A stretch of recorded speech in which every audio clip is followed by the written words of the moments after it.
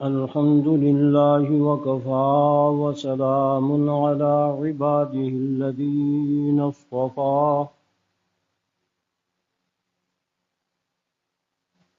خصوصا على سيد الرسل وخاتم الأنبياء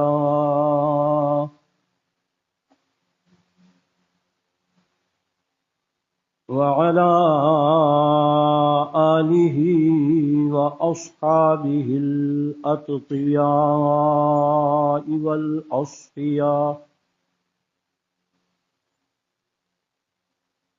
الذين هم خلاصة العرب العرباء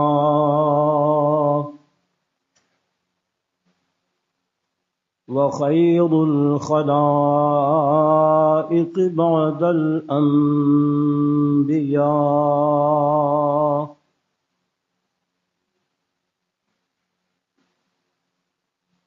أما بعد فأعوذ بالله من الشيطان الرجيم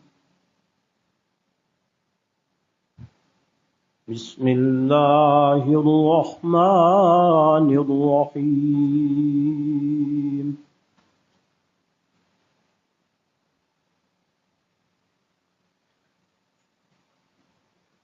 محمد رسول الله والذين معه أشداء على الكفار رحماء بينهم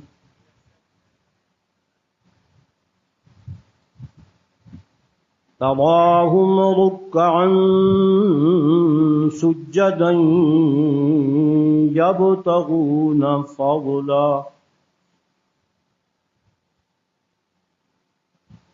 يبتغون فضلا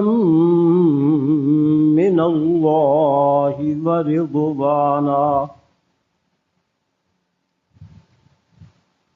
سيماهم في وجوههم من أثر السجود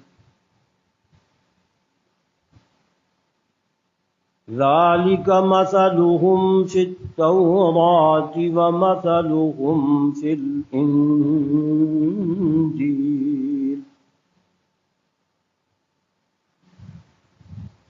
كزرع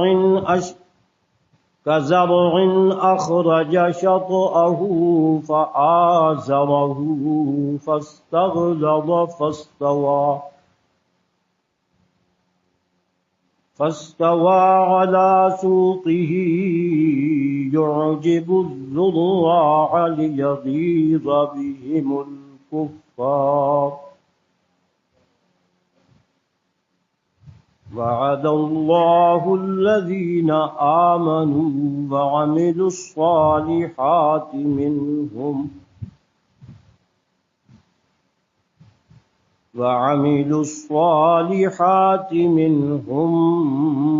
مغفرة وأجرا عظيما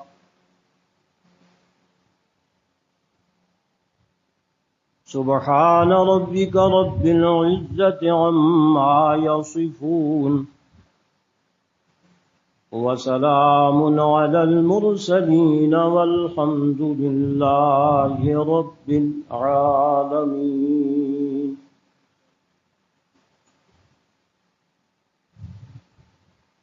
قال رسول الله صلى الله عليه وسلم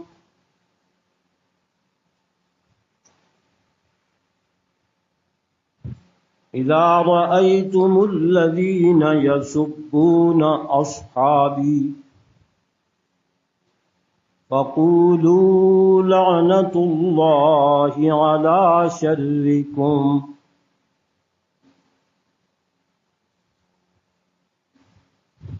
وقال رسول الله صلى الله عليه وسلم الله الله في أصحابي لا تتخذوهم غرضا من بعدي فمن أحبهم فبحبي أحبهم ومن أبغضهم فببغضي أبغضهم ومن آذاهم فقد آذاني ومن آذاني فقد آذى الله ومن آذى الله يوشك أن يأخذه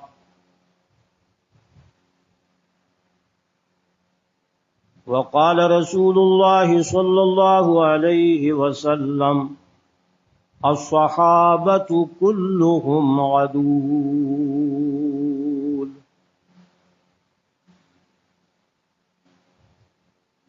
أو كما قال رسول الله صلى الله عليه وسلم يا رب صل وسلم دائما أبدا على حبيبك خير الخلق كلهم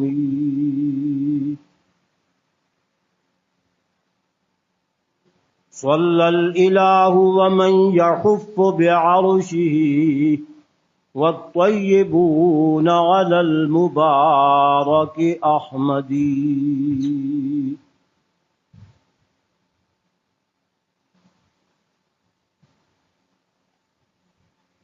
یہ غازی یہ تیرے پر اسرار بندے، یہ غازی یہ تیرے پر اسرار بندے، جنہیں تو نے بخشا ہے ذوق خدائی،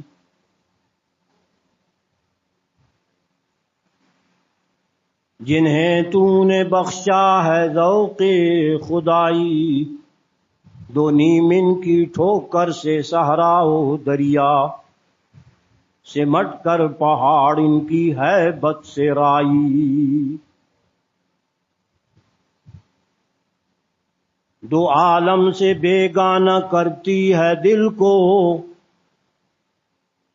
دو عالم سے بیگانہ کرتی ہے دل کو، عجب چیز ہے لذت آشنائی، شہادت ہے مطلوب و مقصود و مومن، نہ مال غنیمت نہ کشور کشائی،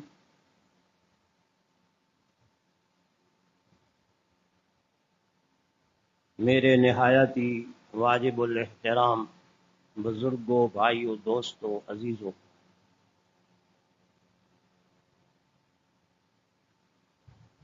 قرآن مقدس کی سورہ الفتح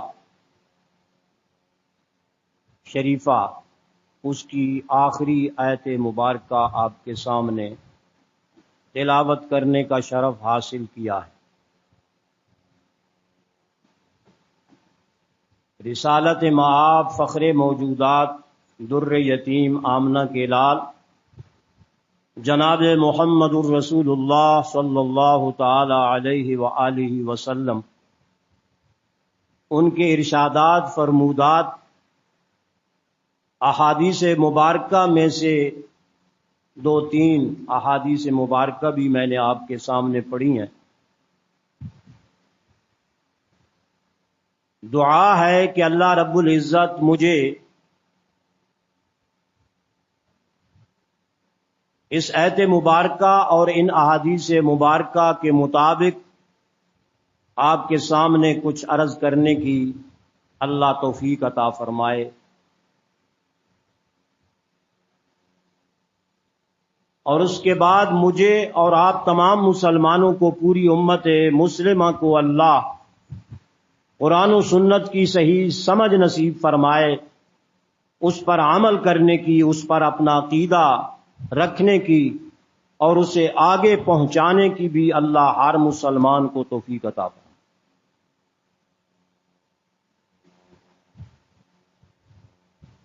میرے بھائی اور بزرگوں، ان محرم کے دنوں کے اندر قرآن کی ترتیب کے مطابق صحابہ کرام رضوان اللہ تعالی علیہم اجمعین کی زندگیوں کو، ان کی صفات کو، ان کی دینداری کو، ان کے اخلاص کو، ان کے عقائد و نظریات کو بیان کرنا فرض اور ضروری ہے۔ یہ ترتیب میری نہیں، یہ ترتیب میرے اللہ کی قرآن پاک کے اندر موجود ہے کہ جہاں بھی صحابہ کرام رضوان اللہ تعالی علیہم اجمعین کا تذکرہ قرآن مقدس کے اندر آیا ہے تو اس کے متصل آگے یا پیچھے ضرور اللہ نے دشمنان صحابہ کا بھی ساتھ ساتھ ذکر فرمایا، تقابلاً، جہاں ان کے لیے جنت کی بشارتیں ہیں، جہاں ان کے لیے اللہ کی رضا کا اعلان موجود ہے، وہاں اللہ نے ان لوگوں کا بھی ساتھ ساتھ تذکرہ کیا جو منافقت کے نام پر دین اسلام کے اندر جھوٹے موٹے داخل ہوئے اور پھر ان صحابہ کرام کی تنقیص شان شروع کر دی، اوپر سے لبادہ ایمان کا، اندر سے اسلام اور صحابہ دشمنی ان کے اندر موجود تھی۔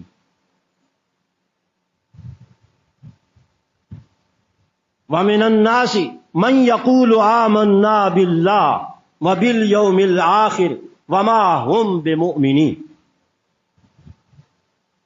کہنے والے کچھ کہتے ہیں کہ ہم اللہ پر ایمان لائے، آخرت پر ایمان لائے، اللہ کا قرآن کہتا ہے وَمَا هُمْ بِمُؤْمِنِينَ، وہ کوئی ایمان لانے والے نہیں ہیں۔ يُخَادِعُونَ اللَّهَ وَالَّذِينَ آمَنُوا، اپنے اس جھوٹے بول سے اور زبانی کلامی ایمان سے اللہ اور اس کے رسول کو دھوکہ دینا چاہتے ہیں، ایمان والوں کو دھوکہ دینا چاہتے ہیں۔ کیا اللہ کو ان کے دلوں کو رازوں کا، ایمان کا علم نہیں ہے؟ ظالموں، کچھ تو شرم کرو، حیا کرو، دھوکہ دے رہے ہو تو کس کو؟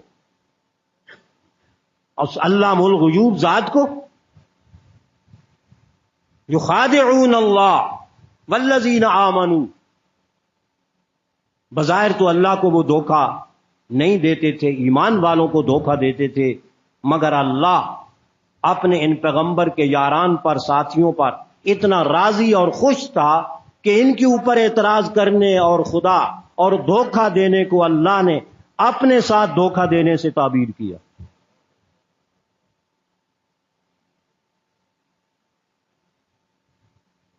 اتنا وہ بھی سمجھتے تھے کہ ہم اللہ کو دھوکہ نہیں دے سکتے، بے شک مشرک تھے، بے شک منافق تھے، لیکن ان کو اتنا پتا تھا۔ اس لیے اللہ نے متصل یخادعون اللہ والذین آمنوا، ان لوگوں کو دھوکہ دے رہی ہیں جو ایمان والے ہیں، جو اللہ اور اس کے رسول کو صحیح مانتے ہیں، جن کا اللہ کی ذات پہ اسی طرح ایمان ہے جس طرح کہ اللہ پر ایمان رکھنے کا حق۔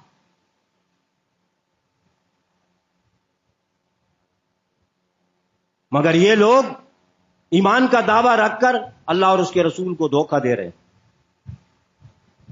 اس سے اگلی آیات اللہ پاک نے فرمایا وَإِذَا قِيلَ لَهُمْ آمِنُوا كَمَا آمَنَ النَّاسُ قَالُوا أَنُؤْمِنُ كَمَا آمَنَ السُّفَهَاءُ۔ اس سے پہلی حوالی آیات میں یہ ہے، یہ ان کا تذکرہ ہے جو صحابہ کے مخالف اور دشمن تھے، استہزاء کرتے تھے، دھوکہ دیتے تھے، اللہ نے فرمایا نمونہ تو بدبختوں یہی تھا ان صحابہ کرام کی زندگیوں کا، تم نے ایمان لانا تھا تو ان کے مطابق ایمان لانا تھا، اور تم انہی ہستیوں کے ساتھ ٹھٹھا اور مذاق کر رہے ہو۔ وَإِذَا قِيلَ لَهُمْ آمِنُوا، جب ان کو دعوت دی جاتی ہے کہ آمنو، تم ایمان لاؤ، کما آمن الناس، گویا دوسرے لوگ تو ان پر ایمان نہ لا کر، ان کے نقش قدم پر نہ چل کر انسانیت سے بھی نکل گئے۔ کما آمن الناس ہے، جیسا کہ یہ صحابہ کرام ایمان لائے، اصل میں انسان یہ ہیں۔ الناس کے اوپر الف لام معرفہ، تو جن کا تذکرہ ہو رہا ہے وہی مراد ہوں گے نا صحابہ کرام رضوان اللہ تعالی علیہم اجمعین۔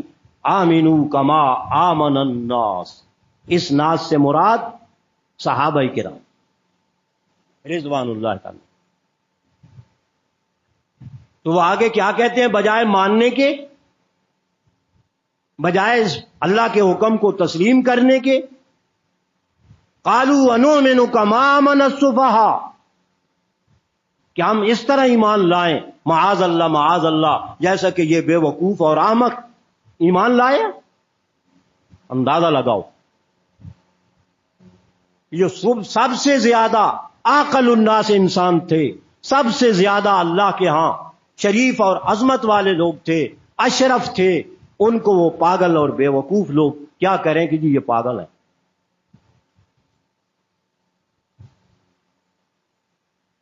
اللہ تبارک و تعالیٰ کی ذات نے آسمان سے، صحابہ نے خود جواب نہیں دیا، رسول اللہ صلی اللہ علیہ وسلم نے جواب نہیں دیا، میرا اللہ اپنے پیغمبر کے صحابہ کا دفاع خود کرتا۔ کون ہے ان کو بے وقوف کہنے والے؟ میں اللہ کہہ رہا ہوں، جس کا دین ہے، جس کا قرآن ہے، جس کے صحابہ ہیں، یہ حزب اللہ ہیں، یہ حزب اللہ ہیں، یہ جند اللہ ہیں، یہ اللہ کی فوج ہے، یہ اللہ کا لشکر ہے۔ ان کو بے وقوف کہنے والوں کو میں اللہ خود بے وقوف کہتا۔ الا انہم ہم السفہاء ولکن لا یعلمون، خبردار میرے پیغمبر کے صحابہ کو بے وقوف کہنے والے، ان سے بڑا بے وقوف کائنات میں کوئی نہیں۔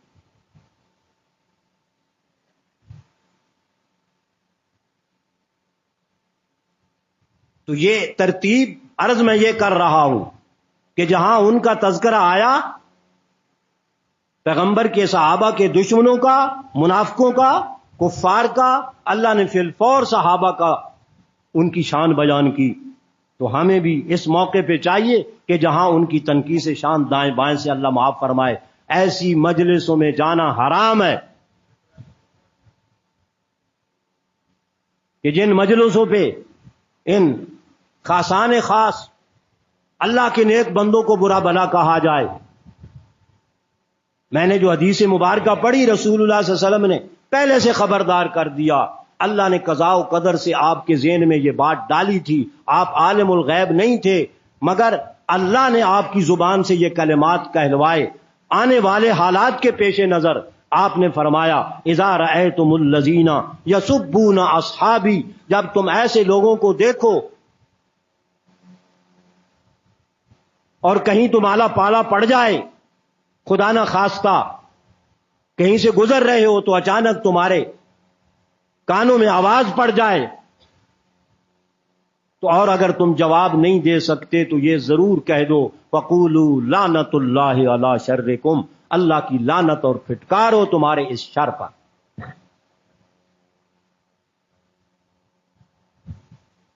اللہ کا پیغمبر جن کی تعریف کرے، خود آپس میں ایک دوسرے کی وہ تعریف کریں، یہ جھگڑے وگڑے کی باتیں سب جھوٹ اور فراڈ۔ یہ تاریخ جسے تاریخ کہا جاتا ہے، تاریخ نہیں ہے، یہ تاریخ ہے۔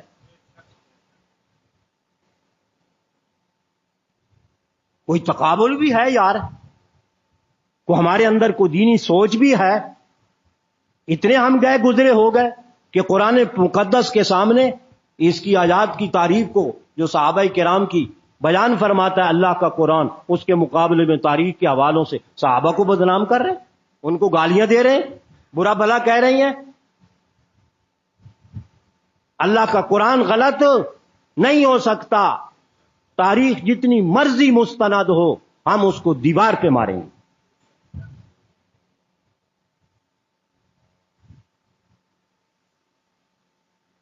حتیٰ کہ ان لوگوں نے بھی لکھ دیا جنہوں نے صحابہ کرام کی کچھ تحریری طور پہ تنقید کی کہ 95% تاریخ جھوٹ ہے، جھوٹ۔ تو جب 95% جھوٹ ہے تو اس کو لینا کیوں ہے ہم نے؟ قرآن کی ہزاروں آیات، میں نے پہلے بھی شاید آپ کے سامنے عرض کیا تھا گزشتہ موقع پر کہ جتنی نیک لوگوں کی صفات قرآن پاک نے بیان کیا، قرآن بھرا پڑا ہے، وہ ساری کی ساری سب سے پہلے اس کا مصداق میرے پیغمبر کے صحابہ ہیں۔ سب سے پہلے قرآن ان کے سامنے نازل ہوا، انہی کے سامنے سب سے پہلے پڑھا گیا۔ رسول اللہ صلی اللہ علیہ وسلم نے قرآن کی تبلیغ سب سے پہلے صحابہ کو کی۔ میں اور آپ لوگ تو نہیں تھے، نہ ہمارے آباء و اجداد تھے، نہ ہمارے دادے پردادے تھے، کوئی بھی نہیں تھا۔ اسلام کا آغاز کا زمانہ ہے، سب سے پہلے ایمان لانے والے صحابہ کرام تھے۔ والسابقون الاولون من المہاجرین والانصار والذین اتبعوہم بإحسان رضی اللہ عنہم ورضوا عنہ۔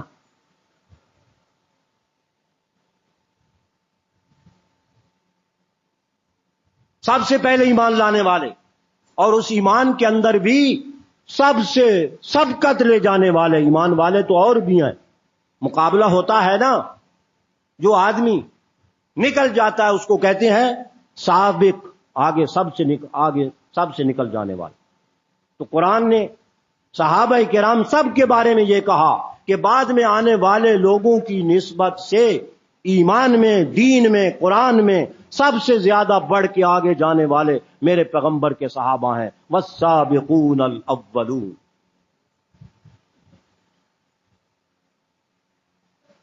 پھر آگے کوئی ان کی تقسیم کرے کہ فلانا قابل اعتراض اور فلانا قابل اعتراض، معاذ اللہ نہیں، قرآن نے کہا من المہاجرین والانصار، موٹی تقسیم صحابہ کی مہاجرین اور انصار کی نسبت سے یاد رکھ۔ باریک تقسیم تو اور بھی ہے، مگر موٹی تقسیم یہی ہے، یا صحابہ مہاجرین تھے یا انصار تھے۔ تو سب کو لے کر اللہ کے قرآن نے کہا من المہاجرین والانصار، اور پھر اسی پہ اکتفا نہیں کیا، اللہ پاک نے فرمایا کہ مہاجرین اور انصار کی اخلاص کے ساتھ تابع داری کرنے والے بھی ایسے ہیں کہ میں اللہ ان پہ بھی راضی، رضی اللہ عنہم والذین اتبعوہم بإحسان، رضی اللہ عنہم، اللہ تعالیٰ ان سے راضی ہوگا نہیں، ماضی ہے۔ حضرت تشریف فرما ہے، میں نے تو عرض کیا تھا کہ ایک علمی روب ہوتا ہے شخصیت کا۔ سچی بات یہ ہے کہ آدمی کھل کے بات نہیں کر سکتا، اس بڑے آدمی کی موجودگی کے اندر جھجک کر بات کرتا ہے، یہ ایک فطرتی ہمارا ہے۔ بہرحال فرمایا رضی اللہ عنہم، اللہ ان سے راضی ہو گیا، ورضوا عنہ، وہ بھی اللہ سے راضی ہو گئے۔ حالانکہ کوئی اللہ سے راضی ہو یا نہ ہو کوئی فرق پڑتا ہے بھائی؟ بندہ اور انسان اور مخلوق چاہے جتنا مرضی بڑا ہو،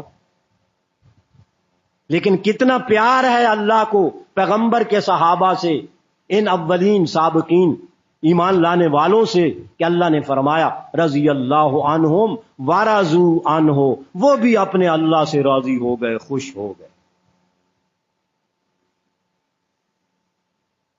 ہمارے حضرت فرمایا کرتے تھے، حضرت شیخ القرآن، کیا اللہ تعالیٰ کی آیت من آیات اللہ، اللہ کی نشانی، فرمایا کہ جنت کے اندر مجھے اور آپ کو اور باقی ایمان والوں کو رضا بعد میں ملے گی، قیامت والے دن اعلان ہوگا، یا جنت میں جانے کے بعد پھر اعلان ہوگا، احل علیکم رضوانی فلا اسخط علیکم ابدا، او کما قال صلی اللہ علیہ وسلم، میں نے اب اپنی رضا تم پر اتار دی ہے اے جنتی لوگو، میں کبھی تم سے ناراض نہیں ہوں گا۔ لیکن صحابہ کی کیا شان ہے، اسی دنیا میں پیغمبر کی زبان سے، قرآن کی زبان سے اللہ نے اعلان کروا دیا کہ باقیوں سے تو میں راضی ہوں گا سو ہوں گا نا، ان سے تو میں راضی ہو گیا، ان سے تو میں راضی ہو گیا، رضی اللہ عنہم ورضوا عنہ۔ صرف اسی پہ اکتفا ہے؟ نہیں، اللہ تعالیٰ نے آگے نعمتوں کے انبار لگا دی کہ اس رضا کی وجہ سے اعد لہم جنات تجری من تحتها الانہار خالدین فیہا ابدا، میں ان سے ایسا راضی ہوا کہ ساری جنت تو میں نے تیار ہی ان کے لیے کی ہے، ساری جنت میں نے تیار، اور اس کی نعمتیں سارے انہی کے لیے تیار کی ہیں، دوسروں کے لیے بعد میں، ان کے لیے پہلے، کیونکہ یہ سابقین الاولین بھی تو ہیں نا، یہ پہلے مسلمان ہیں، پہلے ایماندار ہیں، پہلے پیغمبر علیہ الصلوۃ والسلام کے شاگردان رشید ہیں، مریدین ہیں۔ آج میرے اور آپ کے مرید کو برا بھلا کہے مجھے تکلیف ہوتی ہے، اس کو میرے بارے میں کوئی کہے اس کو تکلیف ہوتی ہے، تو رسول اللہ صلی اللہ علیہ وسلم نے کیا یہ نہیں فرمایا؟ میں نے حدیث مبارکہ آپ کے سامنے خطبے میں پڑھی ہے کہ رسول اللہ صلی اللہ علیہ وسلم نے فرمایا اللہ اللہ فی اصحابی، یہ عربی گرامر ہے، مفعول کو پہلے ذکر کیا ہے تخصیص کے لیے، فاعل بھی اس کا حذف کر دیا، اس کا فعل بھی حذف کر دیا، اتقوا اللہ اتقوا اللہ اتقوا اللہ،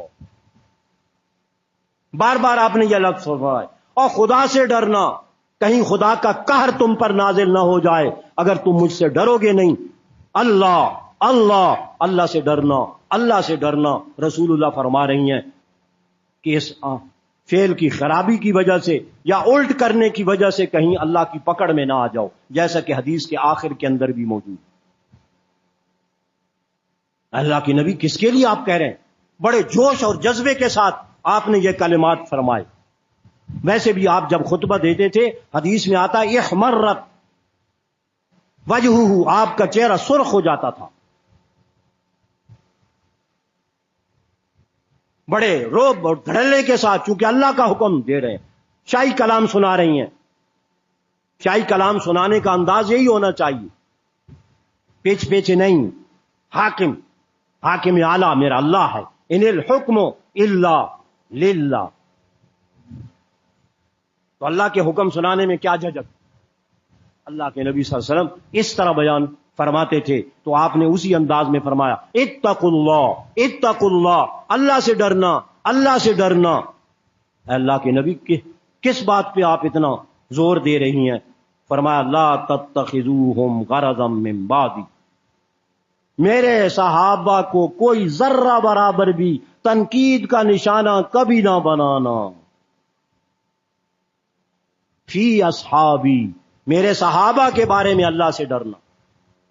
لا تتخذوہم غرضا من بعدی، وہ عاشق ہیں، وہ محب ہیں جو اللہ کے نبی کے اس فرمان کے بالکل الٹ کر رہے ہیں، وہ گستاخ ہیں۔ سب سے پہلے اللہ کے پیغمبر کے بات کو ٹھکرایا، انہوں نے قرآن کی بات کو ٹھکرایا اور تنقید کا نشانہ بنایا۔ لا تتخذوہم غرضا من بعدی، غرض کے اوپر جو دو تنوینیں ہیں یہ قلت کے لیے ہیں، یعنی ذرہ برابر بھی کوئی اعتراض ان صحابہ پہ، کوئی تنقید کی بات ذرا برابر بھی ان کے بارے میں نہ کرنا۔ اللہ کا پیغمبر منع کر رہا ہے، ما آتاکم الرسول فخذوہ، تو ہم پڑھتے ہیں، کیا ادھر نہیں ہمارا خیال جاتا کہ جو اللہ کا نبی صلی اللہ علیہ وسلم تمہیں عطا کرے، یعنی جو اللہ کی طرف سے حکم بیان کرے اور خود عمل کر کے دکھائے، یہ ہے دینا۔ ما آتاکم الرسول فخذوہ، اس کو تو اچھی طریقے سے پکڑ لو، لے لو نہیں کہا، معنی یہ بھی بن سکتا ہے کہ اس کو لے لو، مگر کہا پکڑ لو، فخذوا وما نہاکم عنہ فانتہوا، جس سے اللہ کا نبی تمہیں روک کے اس سے رک جاؤ، تو یہ رکنے والے رکے ہیں. لا تتخذوا غرضا من بعدی سے رکے ہیں کہ صحابہ پہ اعتراض کرنا ناجائز اور غلط، اللہ کے نبی کی ممانت، قرآن کی ممانت. جیسے میں نے آیت مبارکہ پڑھی، آمنو کما آمن الناس قالوا انؤمن کما آمن السفہاء الا انہم هم السفہاء ولکن لا یعلمون.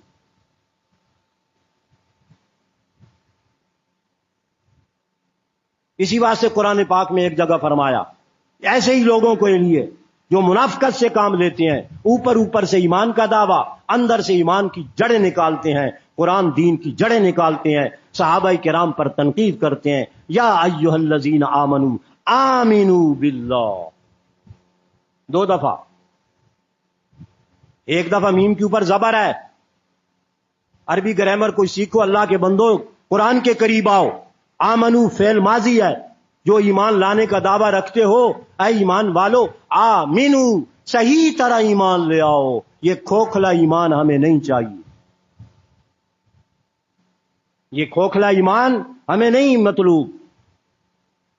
تو آمنو کما آمن الناس والا ایمان ہمیں مطلوب ہے، آمنو کما آمن الناس والا ایمان ہمیں مطلوب ہے. یہ جو تمہارا فرضی ڈھونگ رچا رکھا ہے تم نے ایمان کا، اور اندر خانے صحابہ دشمنی، قرآن دشمنی، دین دشمنی تمہارے دلوں کے اندر موجود ہے، فرمایا آمنو، سیدھے طریقے سے ایمان لاؤ، اللہ پر بھی اور اس کے رسول پر بھی، فرشتوں پر بھی. اللہ اکبر. ایک حدیث مبارکہ میں مفہوم بیان کر رہا ہوں. آسمان پر جس طرح فرشتے معصوم ہیں، اسی طرح زمین پر فرشتوں کی نقل اور اس کی مشابہت میرے پیغمبر کے صحابہ ہیں. اگرچہ وہ معصوم نہیں، محفوظ تو ضرور ہے نا. محفوظ کا معنی یہ ہے کہ اللہ کی حفاظت کا پہرا ان کے اوپر ہے، اللہ کی حفاظت کا پہرا. معصوم صرف انبیاء علیہ الصلوۃ والسلام ہوتے ہیں. اب اس میں کیا آپ کو عرض کروں، دل کے پپھولے جل اٹھے سینہ کے داغ سے، اس گھر کو آگ لگ گئی گھر کے چراغ سے.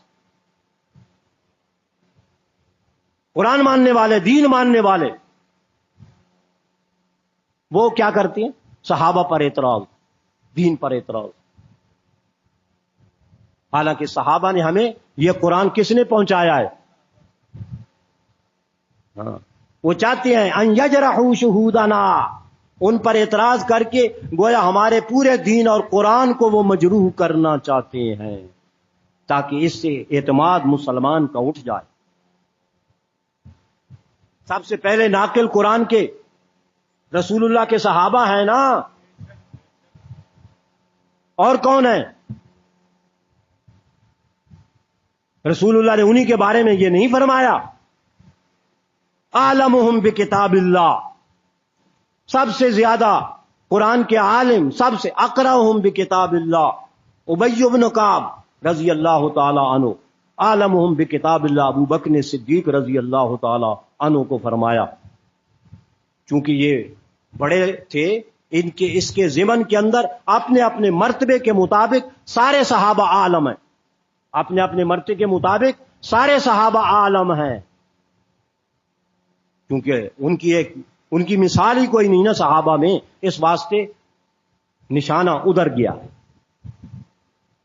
ذکر و تذکرہ ان کا کیا، مگر ان کے ضمن میں سارے پیغمبر کے صحابہ آ گئے اپنے اپنے درجے کے مطابق. اعلمہم بکتاب اللہ. تو ان کا مطلب یہ ہے کہ اللہ کے قرآن کو اس سے اعتماد مسلمانوں کا اٹھا دیا جائے، اور وہ کیا ذریعہ بنتا ہے؟ وہ ذریعہ بنتا ہے صحابہ کرام والا، کہ سب سے پہلے قرآن نے انہوں نے پڑھا، انہوں نے سمجھا، انہوں نے آگے امت کو پہنچایا. لہذا جب یہ مجروح ہو گئے، یہ اس طرح کرتے تھے، یہ اس طرح کرتے تھے، تو قرآن پہ اعتماد اٹھ جاتا ہے، شکوک و شبہات میں بندہ مبتلا ہو جاتا ہے.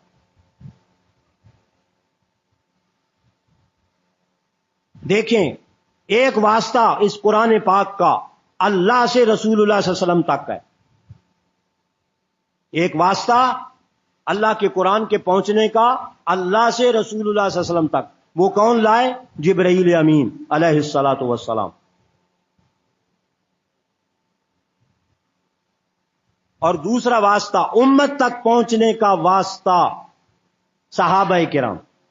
اللہ سے رسول اللہ صلی اللہ علیہ وسلم تک پہنچنے کا وہ جبرائیل امین واسطہ بنے، اور امت تک، باقی امت تک قرآن پہنچنے کا ذریعہ صحابہ بنے. جیسے اس فرستادہ پر، اس فرشتے پر، جبرائیل امین پر اعتراض نہیں ہو سکتا. اگر اس پر اعتراض ہو جائے تو پھر قرآن پھر بھی مخدوش ہو جاتا ہے. اور اگر خدا نخواستہ جو آپ سے لے کر امت تک پہنچنے کا واسطہ صحابہ ہیں، اگر یہ مخدوش ہو جائیں تو پھر بھی قرآن نہیں رہتا. یہودیوں نے یہی کہا تھا، پہلے سپارے کے اندر موجود ہے، قل من کان عدوا لجبریل فإنه نزله على قلبك بإذن الله مصدقا لما بين يديه وهدى وبشرى للمؤمنین. آگے اللہ نے کیا فرمایا؟ من کان عدوا للہ وملائکتہ ورسلہ وجبریل ومیکال فإن اللہ عدو للکافرین.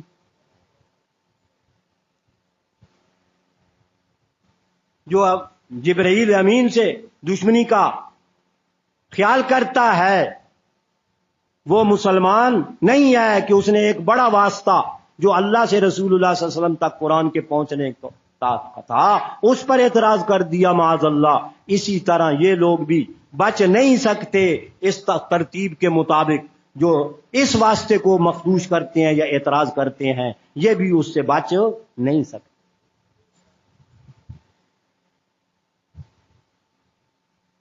واسطے دونوں ہیں.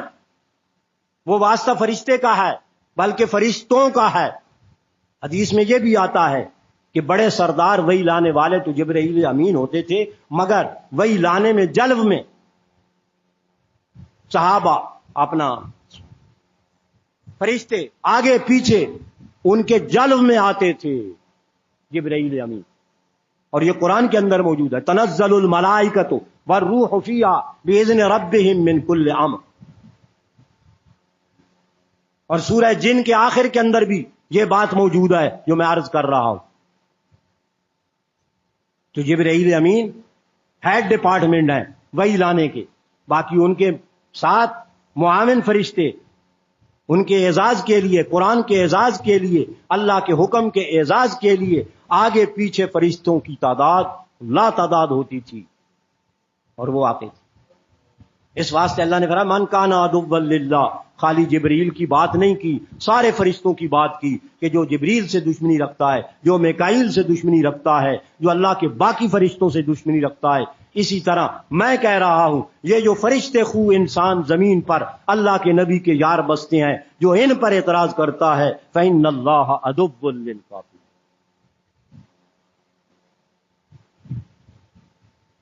کتنی آیات ہیں، میں کیا کیا پڑھوں؟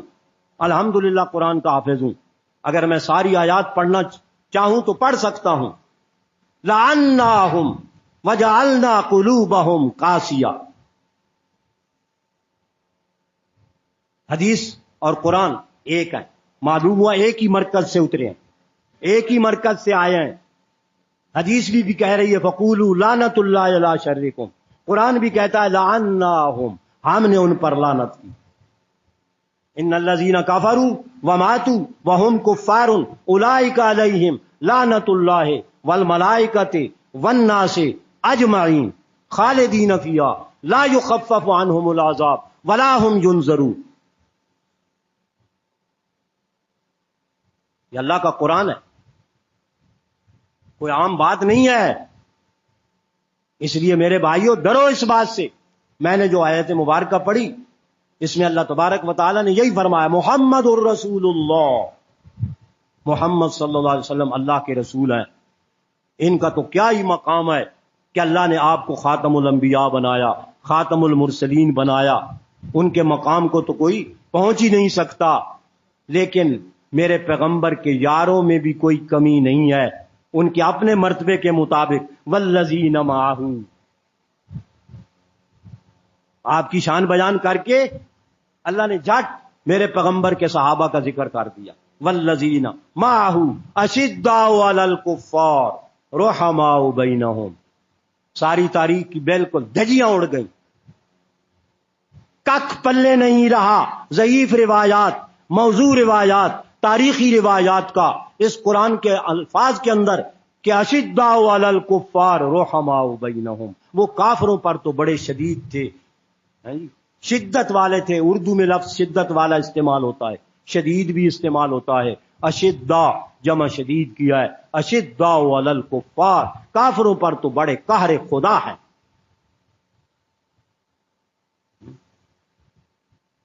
علامہ اقبال نے کیا خوب بات کی ہے، ہو ہلکے یاراں تو بریشم کی طرح نرم، آہا، ہو ہلکے یاراں تو بریشم کی طرح نرم، رزم حق و باطل ہو تو فولاد ہے مومن،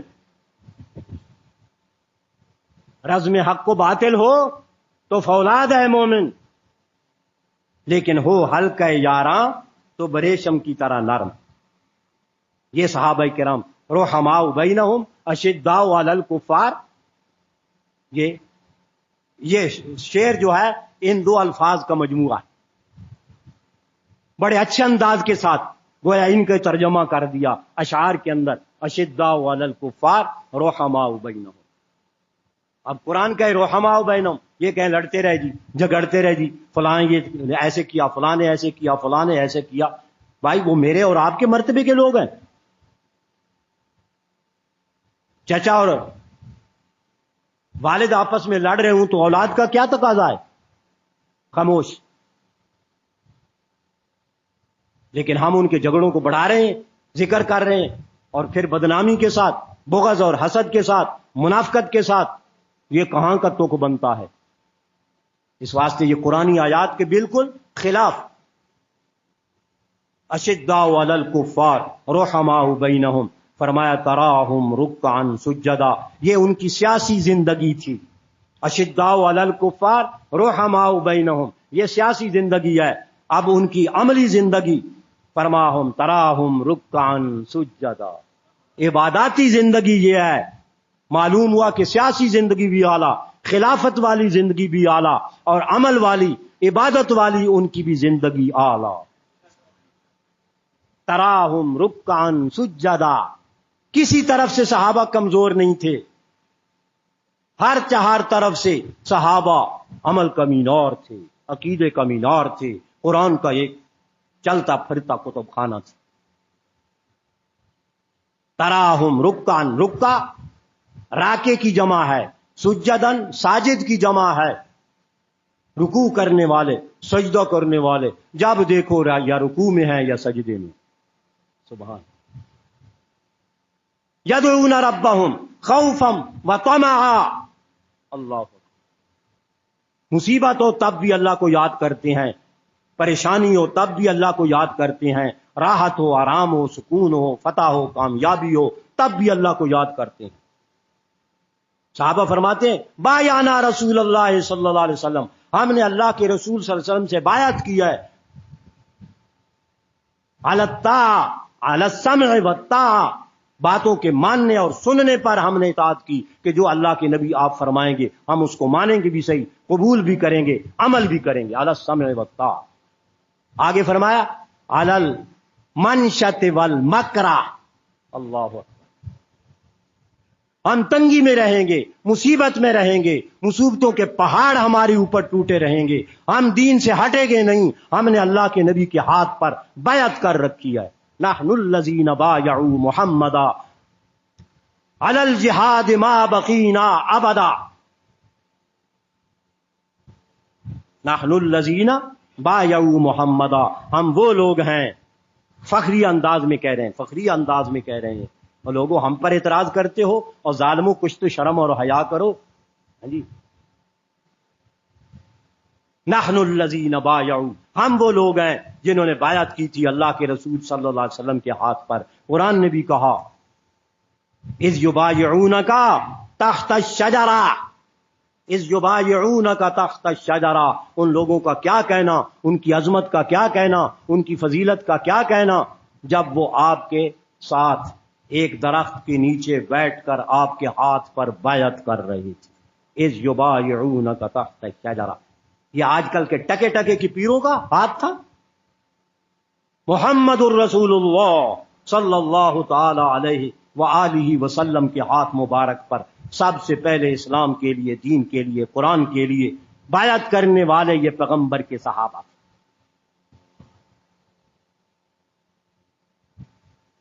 چمڑیاں ادھیڑ دی گئی صحابہ کی، مجال ہے کہ کوئی دین سے ہٹاؤ پھرا ہو۔ یہی ہرقل بادشاہ نے سوال کیا تھا ابو سفیان سے کہ کیا حل یرتد منکم احد، ہاں جی، کیا جو تمہارے جس نے رسول اللہ صلی اللہ علیہ وسلم ہونے کا دعویٰ کر رکھا ہے محمد الرسول اللہ صلی اللہ علیہ وسلم کے بارے میں، وہ سوال کر رہا تھا، ان میں سے ایک سوال یہ بھی تھا کہ جو اس پر ایمان لاتے ہیں ان میں سے کوئی ایسا بھی ہے کہ دین قبول کر کے پھر اس سے پھر گیا ہو؟ اس بادشاہ نے پوچھا۔ تو ابو سفیان اس وقت مسلمان نہیں ہوئے تھے، بعد کے اندر مسلمان ہوئے، نے کہا ہرگز نہیں، بالکل سب کچھ وہ قربان کرنے کے لیے تیار ہو جاتے ہیں، مگر وہ اسلام سے، دین سے پھرتے نہیں ہیں۔ اللہ اکبر۔ اس وقت تو مخالف اسلام تھے نا۔ کہتے ہیں کہ مجھے کئی باتیں بیچ میں ایسی آ گئی تھیں کہ میں اگر وہاں جھوٹ بولنا چاہتا تو جھوٹ بول سکتا تھا، لیکن میں نے کہا کہ اگر میں یہاں جھوٹ بولوں گا تو یہ سارا مجمع جو ہے مجھے ذلیل اور خوار کر دے گا اور کہے گا کہ یہ اتنا بڑا مکے کا سردار ہو کر جھوٹ بول رہا ہے۔ ساری باتوں کی تائید اور تصدیق کی، پتہ نہیں کتنے سوالات کیے، ہر سوال کا جواب اس نے بالکل صحیح دیا۔ ہرقل بادشاہ نے کہا کہ جو تم کہہ رہے ہو اگر یہ بالکل سچ ہے تو وہ واقعی اللہ کا رسول ہے صلی اللہ علیہ وسلم۔ اس واسطے میرے بھائیوں، یہ سارے جو میں عرض کر رہا ہوں، ابھی میں نے قرآن پاک کی آیات تو صرف ایک دو ہی پڑھی ہیں آپ کے سامنے، سارا قرآن بھرا پڑا ہے صحابہ کی تعریف سے۔ الذین یقیمون الصلاۃ یؤتون الزکاۃ وہم بالآخرۃ ہم مومنون اولئک هم المؤمنون حقا اولئک حزب اللہ۔ اور کہیں اللہ تبارک و تعالی نے فرمایا یبشرہم ربہم برحمت منہ وفضل ویہدیہم الی صراط مستقیم۔ عجیب بات، قرآن پاک بشارتوں کی بشارتیں، نعمتیں ہی نعمتیں سارے صحابہ کرام کے لیے۔ کوئی نعمت میرے مالک نے چھوڑی نہیں ہے جو صحابہ کرام کے لیے قرآن میں ذکر نہیں۔ واقعی وہ اس کے مستحق تھے، اولین جو تھے، سابقون الاولون جو تھے۔ وَمِنْهُمْ سَابِقٌ بِالْخَيْرَاتِ بِإِذْنِ اللَّهِ ذَلِكَ هُوَ الْفَضْلُ الْكَبِيرُ۔ اس لیے حدیث پاک کے مطابق لا تتخذوهم غرضا من بعدی فمن احبهم فبحبی احبهم، پوری تفسیر آگے حدیث مبارکہ میں فرمائی کہ جو آدمی ان سے محبت کرتا ہے وہ میری محبت کی وجہ سے مجھے اللہ کا رسول مانتا ہے، میرے سے اس کو محبت ہے، تب میرے صحابہ سے محبت کرتا ہے۔ فبحبی احبهم ومن ابغضهم فببغضی ابغضهم، جو ان سے بغض رکھتا ہے اس کا مطلب یہ بنتا ہے کہ میں پیغمبر سے وہ بغض رکھتا۔ وہ صحابہ پہ بغض نہیں رکھتا کیونکہ میں نے ان کو تیار کیا ہے، میں نے ان کو اپنا شاگرد بنایا ہے، میں نے ان کو تعلیم دی ہے، تو میری تعلیم پہ اعتراض کر رہا ہے کہ پیغمبر نے ان کو اتنی تعلیم نہیں دی، اتنا نہیں سکھایا۔ میرے اور آپ کے شاگرد تو بڑے سنجیدہ ہوں کہ کس کا شاگرد ہے جی، قاضی یونس صاحب کا شاگرد ہوں، کس کا ہے جی، فلانے کا شاگرد ہوں۔ اور پیغمبر کے صحابہ کے بارے میں یہ خیال تمہارے، لاکھ لعنت تمہاری سوچ پر۔ ومن ابغضهم فببغضی ابغضهم۔ ایک حدیث میں خیر القرون قرنی، وہاں یہ فرمایا، اس حدیث میں فرمایا ومن ابغضهم فببغضی ابغضهم ومن آذاهم فقد آذانی، جس نے میرے صحابہ کو ایذا پہنچائی، تکلیف پہنچائی، گالی دینے سے ایذا نہیں ہوتی، ان کو منافق کہنے سے ایذا نہیں ہوتی، قرآن کا منکر ہونے سے، قرآن کے اندر دخل اندازی اور تعریف کرنے سے ان کو ایذا نہیں پہنچتی، ایسی ایسی بڑی بڑی باتیں ان کی طرف غلط منسوب کرنے سے کیا صحابہ کو تکلیف نہیں؟ ومن آذاہم، جو ان کو ایذا پہنچاتا ہے، فقد آذانی، اس نے مجھ اللہ کے نبی محمد الرسول اللہ کو ایذا پہنچائی، ومن آذانی فقد آذ اللہ، چونکہ میں اللہ کا رسول ہوں، جس نے مجھے اذیت اور تکلیف پہنچائی، مجھے نہیں اللہ کو تکلیف پہنچائی۔ ومن آذاہم فقد آذانی ومن آذانی فقد آذ اللہ، آگے فرمایا ومن آذ اللہ یوشک ان یاخذہ، یوشک ان یاخذہ، جو اللہ کو تکلیف پہنچانے کی کوشش کرتا، اللہ کو کوئی تکلیف تو پہنچا نہیں سکتا، ایذا پہنچا نہیں سکتا، ہر بندہ اس سے عاجز ہے، کوئی کتنا بڑے سے بڑا کیوں نہ ہو، وہ کسی اللہ کو تکلیف ہو نہیں پہنچا سکتا، لیکن ایک تعبیری انداز ہے، فرمایا یوشک ان یاخذہ، اللہ پاک اس کا بیڑا غرق کر دیں گے، اس کو تباہ اور برباد کر دیں گے، اس کی نسلوں تک بھی اس کا اثر رہے گا انشاءاللہ۔ یوشک ان یاخذہ، اس لیے میرے بھائیوں، صحابہ کرام کی عظمت قرآن سے دیکھیے، یہ قرآنی جماعت ہے، یہ تاریخی جماعت نہیں ہے۔ قرآن کے حوالوں سے، قرآن کی آیات سے صحابہ کے مقام کو سمجھیے، اس سے بڑی کائنات کے اندر کوئی بڑی کتاب نہیں ہے، یہ آخری دین اور آخری قرآن، آخری کتاب ہے اللہ تبارک و تعالیٰ کی، اس کے اندر صحابہ کی تعریف اتنی بے شمار بیان کی گئی ہے کہ بے حد اور بے لفظ لفظ سے نقطے نکلتے ہیں، لفظ لفظ سے۔ هو الذی ایدک بنصرہ وبالمؤمنین وألف بین قلوبہم لو انفقت ما فی الارض جمیعا ما الفت بین قلوبہم ولکن اللہ الف بینہم انہ عزیز حکیم۔ سبحان ربک رب العزۃ عما یصفون وسلام علی المرسلین والحمد للہ رب العالمین، آمین۔